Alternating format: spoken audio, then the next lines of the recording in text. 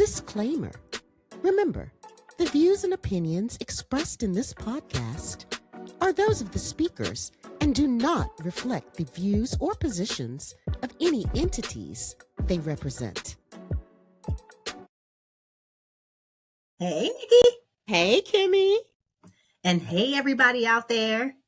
It's good to be back. We missed last week. We're sorry. We miss you. But you know, life's sometimes. And that's what happened last week. But we're back and we are talking about a very interesting topic that has proliferated Beyonce's internet lately. And it is something called the male loneliness epidemic.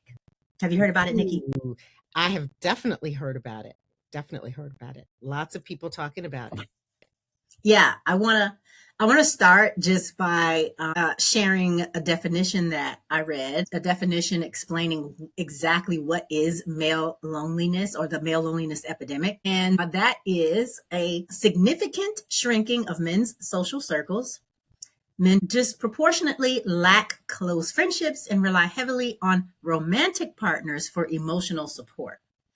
And I think the epidemic or the loneliness epidemic stems from the fact that a lot more women or people aren't getting married, and a lot more women are focusing on careers first for a majority of their lives. And so because men no longer have that emotional support from a romantic partner, I think that is what has caused this idea that there's this male loneliness epidemic. What do you think about that? When I think about male loneliness epidemic, I feel like I need to put it in quotes. Mm-hmm.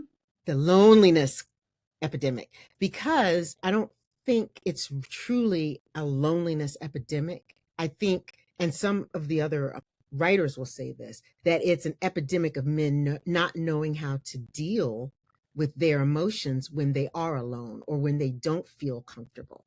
And so I think that's the epidemic, because if you think about it, women have always had to figure out how to get support for themselves. They've always had to figure out how to support others. And so I don't think it's a male loneliness epidemic. I think we're seeing males who don't know how to deal with their emotions and when they're feeling lonely or when they're feeling depressed or sad. Right. And because I think across the board, when I was, researching this topic, the statistics seemed pretty clear that being alone and then maybe a feeling of loneliness, there really isn't a huge disparity between women and men. Like Right. it's sort of equal when we ask people, how they feel, and across the gender spectrum, it seems to be equal. And so, yeah, I think that leads toward the idea of, well, no, I just think it's much more difficult for men to deal with it. Because in the middle of my research, I wrote my own question, and because I was like, well, wait a minute, is this really an epidemic living in a patriarchal society? Like, how is that really a thing? And yeah, I think the thing really is the idea of not being able to handle it. Because when I think about the last 5 years, I've seen an increase in single women who are still living their best lives. Absolutely. They may report being alone, and some of them may report being lonely, but at the same time, I feel like they are able to deal with that better by continuing to live their life and not really complain or feel desperate or feel less than or unfulfilled, and they work to fulfill their own lives. Like, for example, there's been a lot of influencers, for example, who have this whole platform of traveling. For example, a lot of single women travel, whether as a part of a group or by themselves. I feel like that's increased as well. Or you just see women out just doing things and just living their life. Yeah. Until they meet someone who's sufficient, and then and then coupling, with whoever they meet. And I think about this from a historical perspective, and I think about, for so long, women were told that you had to have a partner, you had to get married, you had to have children, you had to take care of the home, and that was your role. That was what you were expected to do. And Now, because the roles have shifted and or I guess I should say better description is that opportunities have opened up for women. And so now women are getting advanced degrees, they're traveling, they're really taking care of themselves, they're putting themselves first and making sure that they are well. And when we think about the proportion of women to men who are in higher education, the number of women who have significant friendships, Mm-hmm. are involved in social activities and hobbies, it's no wonder, Mm-hmm. there's certain groups of men seeing all of this and feeling left out because they haven't taken the time to develop these things, whereas women have really taken the time to develop networks and develop friendships.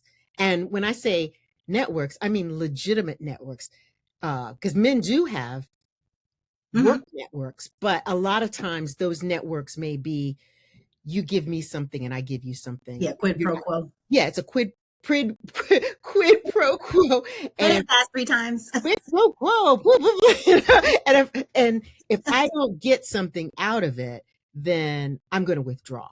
Mm-hmm. And so, genuine relationships, genuine friendships, genuine networking opportunities. I mean, those are some things that women are really doing a much better job at developing than men. Mm-hmm. Yeah, I would agree. And, one of the other things is this idea of, because women now have the right to provide for themselves, like Mhm. women have a right to go to work, women have a right to open a checking account, a bank account, buy their own real estate, Have a right? business. Have a business. Because we are now able to do these things, this is the other thing, is that a lot of men are unable to meet new dating and coupling standards because now, we're picking our partners based upon what we want and not out of necessity, right? Exactly. The necessity of financial support and care. Not too long before our generation and even part of our generation, the whole idea is you have to couple with a man so that that man can take care of you, Yeah. right? And that was the only requirement.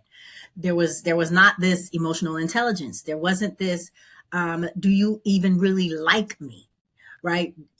Do you understand what it means to really and truly be a partner from an emotional standpoint and not just, okay, providing the dollars and cents. Yeah. And so because we have elevated, men haven't elevated with us. And this kind of brings me to a funny example from Good Times. Uh-oh. Uh-oh. Y'all remember that show, right? Good time. Yes.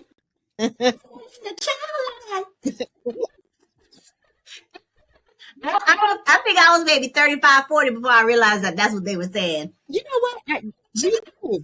I was like, I thought it was going to a child, going to a job. So I didn't know what they were saying. I had no idea until whatever. I can't remember where I read it or whatever. I was like, oh, they're standing in the child line. Okay, anyway.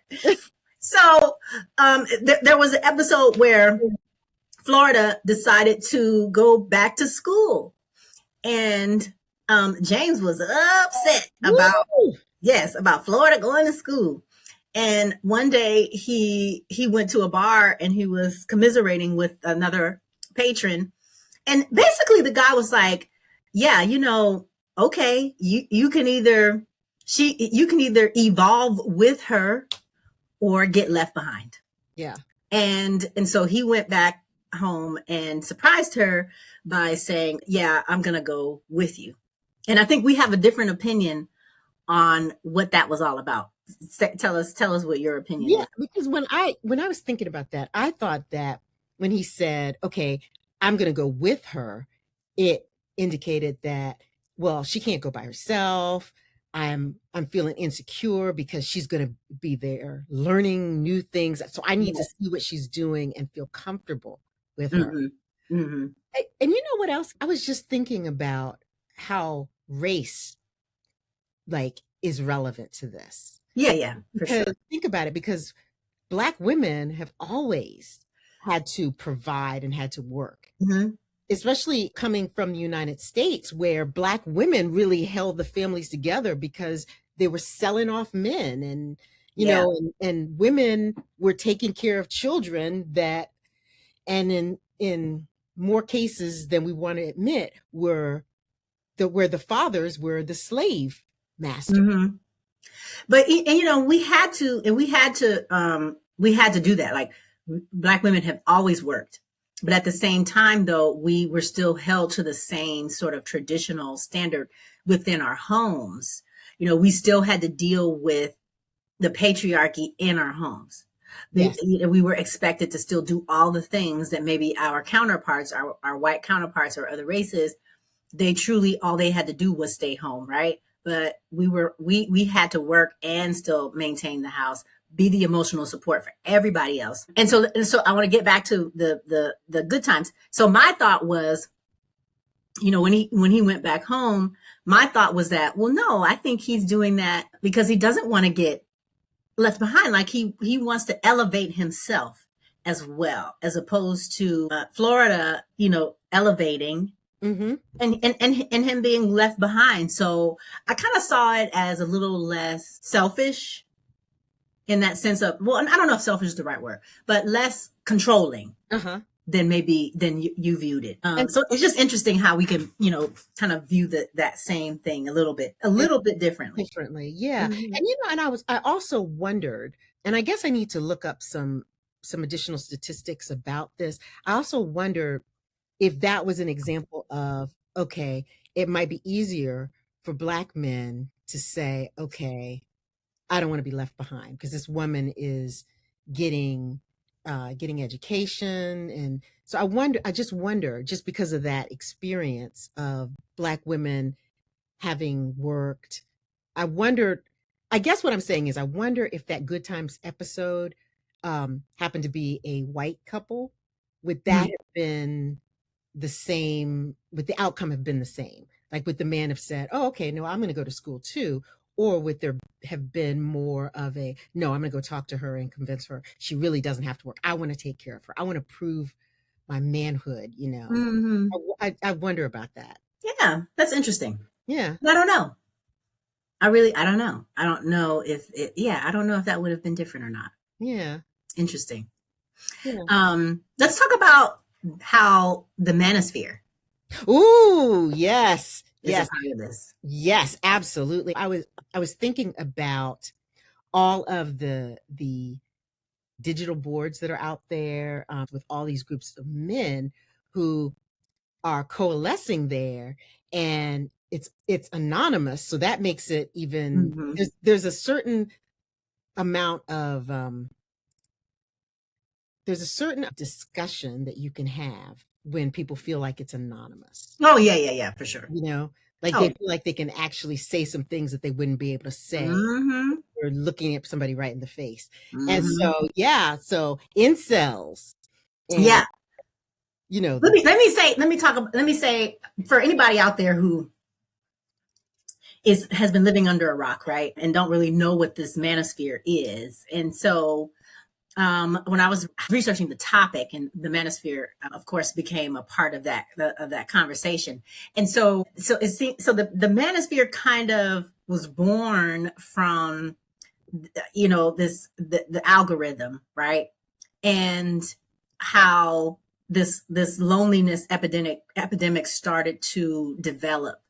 And in a lot of articles that I've read kind of pinpoint this start from 2020, the 2020 election, and that young men have been targeted since the 2020 election, based upon the algorithm, and the algorithm relying on men feeling lonely, or the increase of men feeling lonely. And so we've got this algorithm that sort of feeds into making them the victim hmm because everyone else is abandoning them.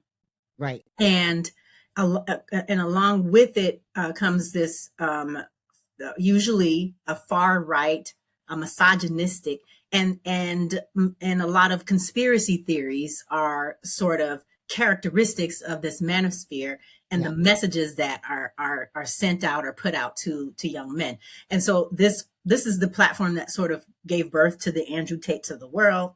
Yes, I was thinking about him. Charlie Kirk, Joe Rogan. Yes, Yeah. yes. And so this is the quote that I read. The manosphere targets vulnerable men. The manosphere stigmatizes mental health care, Ooh, increases their feelings of depression and worthlessness, and then provides a maladaptive coping mechanism and somebody to blame. exactly. It provides a target for all of that. You are feeling this way. You don't have this because of these people. Exactly. And more often than not, it's because of these women. And the way they characterize women, even, you know, women are, they've used all kinds of language. Masculine. That's what they want to say. Yeah. That even that ties in with what we were saying about Michelle Obama. Yeah. You know? Yep. That women are masculine. They emasculate men. They're bitches. They're evil. They're even the cat lady, the lonely cat woman. You know, the woman, supposedly the spinster woman with 20 cats, you know, that's hanging out at her house. And there's a lot of projection too. A lot of projection. Where they say, oh, you know, women, you can't find, you're not going to be able to find a man if you don't do such and such and such. When really it's about, you don't know how to cope because you can no longer find a woman who is willing to comport to what your idea is of a partnership or a relationship. Yeah. And so you're really projecting your own feelings. And it's just kind of like, really, it's just kind of like, just leave us alone. Like, unless you are willing to meet us where we are, either find the women out there who believe in what you believe or not, or just leave us alone. But like, don't try, because what I found is men who are trying to force women to be the woman that they want, like the traditional woman. I was on a discussion board, and a man came out and said, I just don't understand why my girlfriend, you know, doesn't want to marry me and be a stay-at-home wife and mother. And then it's so interesting because he said, when we met, she said she didn't want to marry me and be a stay-at-home wife and mother. And then now we've been together 2 years, and I just don't understand why she doesn't want to be a stay-at-home wife and mother. And of course, I didn't say anything. I just was like, let me get my popcorn and sit back. Yeah. See what other people are going to say. And so people basically said what you would expect them to say. She told you who she was. Yeah. Why do you feel that your needs are so much more important that she has to redefine herself and change to become who you want when she has already said? And so this person was complaining about how unhappy he feels and all of these things. And people are like, well, then she's not the person that you want. Well, you don't have to be with her, you know? Exactly. Like, don't come complaining. And it's about control. It's about because the idea is, okay, I know that there are women out there who believe in that kind of structure. They're out there. They are for sure out there. But men don't want that. They want to be able to control the women who don't want to do that. Yeah. Or change them into who they think that they should be. It's like, how dare you? Yeah. I know all of them over there. They already want to do that. But how dare you not want to do it too? And so I'm going to make you do it as well. And so that's kind of how the vibe that it puts out. I kind of want to shift back to this idea of men not being able to meet the standards that a lot of women are setting. And what I want to get your opinion on is one of the articles that I read, one of the citations, and the article is called, I want to cite my resource. So the article is called The Male Loneliness Epidemic Causes, Effects, and Solutions by Andrea Grant. And this article was penned on March 17th of this year. And so one of the quotes in that article was, like I said, women have been elevating, right? Uplifting them. We've been uplifting ourselves. And the question that she posed was, or said, she says, we forgot to uplift our young men along with women. Tell me what your thoughts are about that. The person is saying, we forgot to uplift our young men. The truth is, when we look historically, men have been uplifted because men have been in control, had so much more, the amount of power, the disproportionate amount of power that men have controlled. And so now what's happening is that men had all this power, all this control, and now women are realizing that, hey, people may not have gotten that power and control legitimately. And so women are stepping up and now they're getting power and control. And because men and women, we're neck and neck, moving to a more equal space, it seems like men are moving downward. Right? There's a perception, there's a loss of something. But I don't think it's that we haven't uplifted men. It's that women have uplifted themselves. That doesn't mean that men have not been uplifted. Yeah. Just because one group is trying to get the rights that they've been denied, that doesn't mean that the other group is being pushed down. And my thought is that's what made me think about the Good Times episode. And my take on it, right, is this question: we forgot to uplift our young men along with women. And my question was, okay, well, who is the we, first of all? Yeah. We forgot to uplift men, right? And I kind of feel like that's what James was exhibiting in that episode. You're elevating and I'm going to elevate myself. Yeah. So I just don't feel like there's anyone else responsible for uplifting men as well, or elevating their ideas of what partnership, their idea of being a part of community and all of that. I feel like that was a choice. They chose not to uplift themselves. They chose to, stay inside the house and fall down many rabbit holes of the manosphere, and just are like, oh, I'm miserable because of this, and this, instead of focusing on themselves, bettering themselves, and adapting to the societal shifts that have new normals. Yeah. And what I think has happened is that men, for a long time, a lot of men have benefited just by being men.